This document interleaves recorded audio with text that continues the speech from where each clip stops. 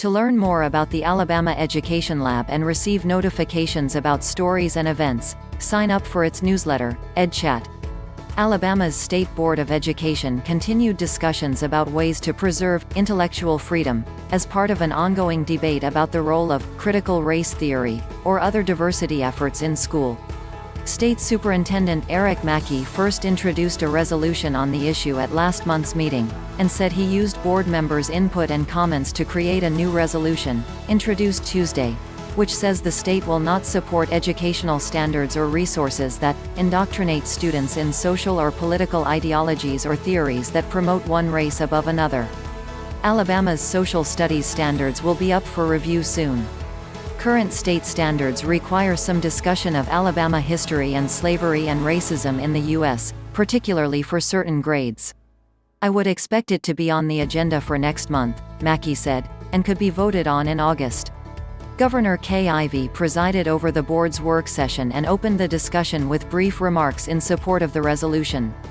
As president of the state school board, I firmly believe that our number one priority as a state board is to provide a quality education for every student in the public schools that will lead them to a path of self-sufficiency and prosperity regardless of their race or gender, she said.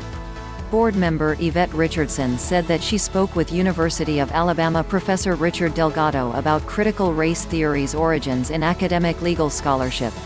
Any discussions of the theory that might lead to hatred or self-guilt are not part of the original theory's intent or framework, she said. State officials have previously said they have not received any complaints about local schools or teachers being biased or approaching anti-racism topics inappropriately.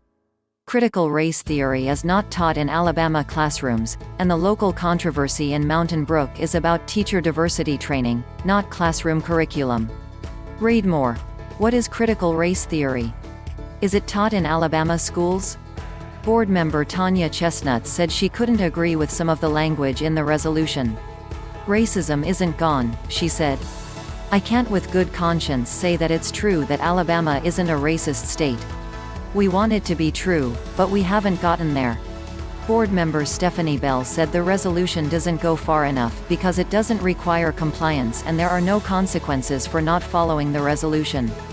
Lawmakers could take action in the next session if the board doesn't take decisive action, she added.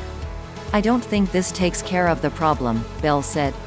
I think it almost exacerbates it because people think something is done and then it happens in their communities, and it will.